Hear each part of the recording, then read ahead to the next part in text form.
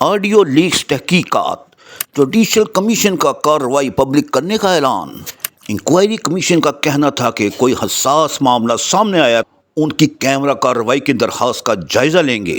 Commission نے وفاقی حکومت کو ای میل ایڈریس اور تمام مواد فراہم کرنے کا حکم دے دیا۔ آڈیو لیکس کی تحقیقات کے لیے قائم جوڈیشل کمیشن کی کارروائی کا آغاز سپریم کورٹ بلڈنگ میں ہو گیا۔ کمیشن میں سپریم کورٹ کے سینئر جج justice Qazi Faez Isa, Islamabad high court کے چیف جسٹس عامر فاروق اور chief justice Balochistan high court Naeem Akhtar Afghan شامل ہیں۔ جسٹس قاضی فائز عیسیٰ نے اپنے ریمارکس میں کہا، جن سے متعلق انکوائری کرنی ہے ان میں 2 بڑی عمر کی خواتین بھی شامل ہیں۔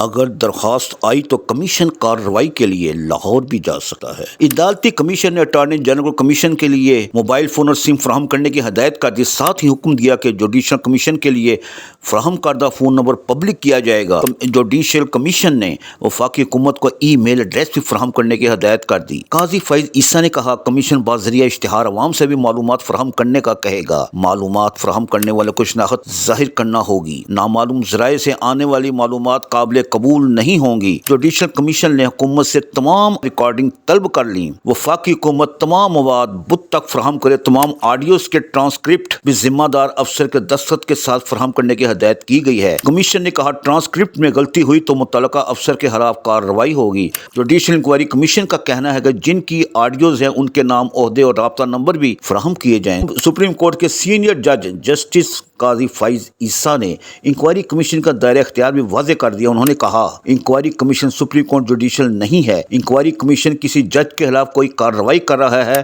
نہ کرے گا۔ کمیشن صرف حقائق کے تعین کے لیے قائم کیا۔ جسٹس قاضی فائز عیسیٰ نے کہا کہ سپریم جوڈیشل کونسل کے دائرہ اختیار میں مداخلت نہیں ہوگی۔ تمام گواہوں کی عزت کریں گے اور عزت کی توقع بھی کرتے ہیں۔ کمیشن کو اختیار ہے کہ تعاون نہ کرنے والوں کے سمن جاری کر سکے۔